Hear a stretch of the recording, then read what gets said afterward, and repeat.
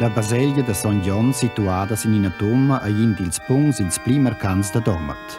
Quei complex romanic, gotic, baroc forma la parte dominante del vic.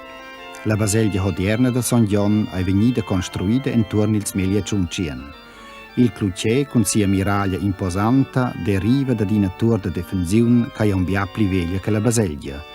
Tir complex sauden e a la caplota de Nossa Dona de las Dolors ed il carné in stil baroc. Il altar principal della baselgia in bi-altar gotic con alas da tescia degli anni 1504. In comparazione con la nave e il cor della baselgia de Son Jon elevaus, in fac o alti singular el grigiun. Ils dus altars laterals ein da stil baroc. La baselgia de Son Jon è stata baselgia parrocchiale in toccon vieden il giochiavel centanè.